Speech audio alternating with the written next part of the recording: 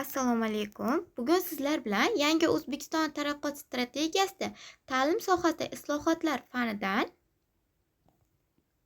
xorijiy davlatlarda kredit modul tizimi haqida gaplashamiz.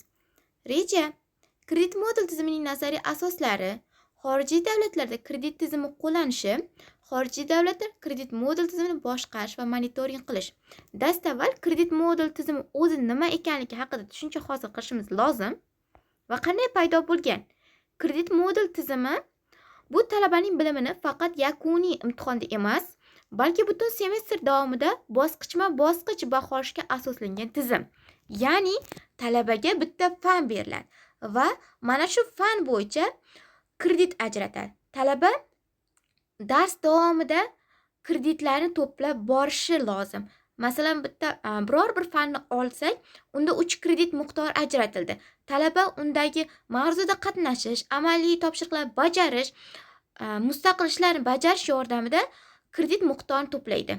Va kredit modul tizimi, ushbu tizim Yevropa kredit transfer tizimi deb ataladi va Yevropada shakllangan. Xo'p, kredit modul tizimining afzalliklari nimada? Bunda talaba o'quv jarayonining markazida bo'ladi. Dars faqat nazariy bilimlargagina cheklanib qolmasdan, amaliyot bilan uzviy bog'liq holda amalga oshiriladi. Baholash shaffof, ya'ni tizimlashtirilgan holda bo'ladi.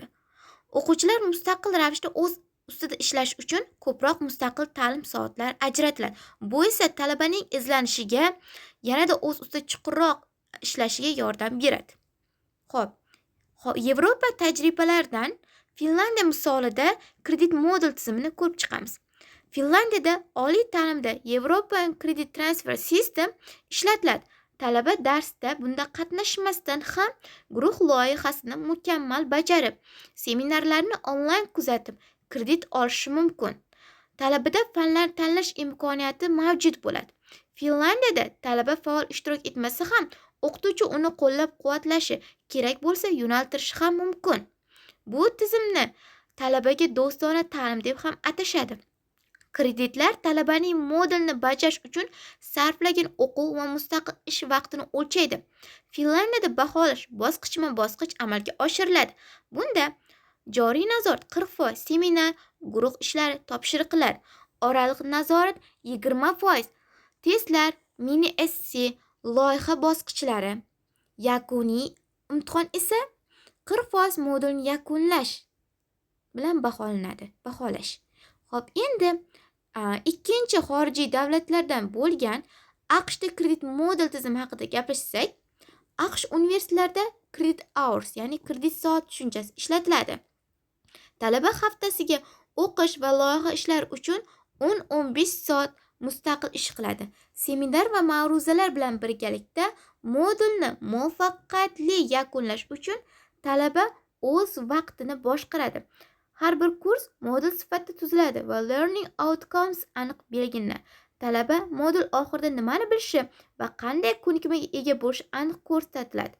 AQShda baholash doimiy va moslashuvchan, continuous assessment, testlar, esse, loyihalar, seminarlar, taqdimotlar bilan amalga oshiriladi. Bunda midterm, oraliq imtihon, final exam, yakuniy imtihonlar mavjud bo'ladi.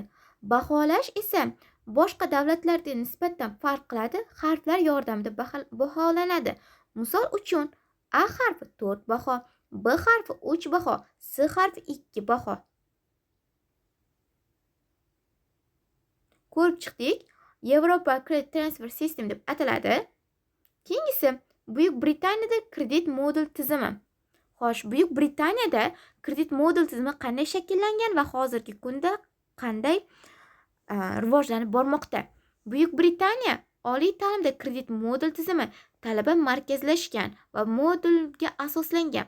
Har bir modul ma'ruza, seminar, loyiha va mustaqil ishni o'z ichida oladi. Bir kredit 10 soat o'quv yuklamasi. Bunda ma'ruza, seminar, mustaqil ishlarni jamlaydi.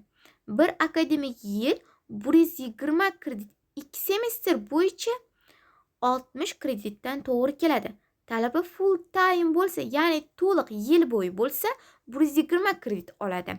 Modulning kreditlari kursning hajmi va murakkabligiga qarab belgilanadi. Kichik modul 10-15 kredit, katta modul 20-30 kredit. Modul turlari mavjud bo'lib, bular core modules, ya'ni majburiy fanlar, o'quv dasturining asosi. Ikkinchisi optional modules, ya'ni tanlov fanlar. Talabalar qiziqishiga qarab fan tanlaydilar. Uchinchisi project modules, yil yakunida loyiha yoki amal ish orqali yakuniy baholash amalga oshiriladi.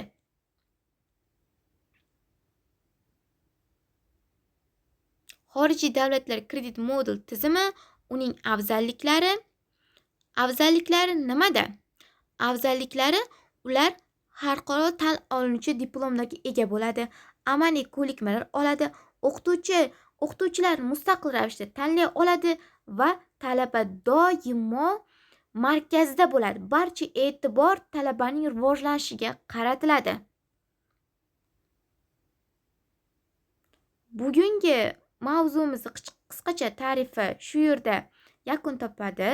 Ajratgan vaqtingiz uchun alohida rahmat.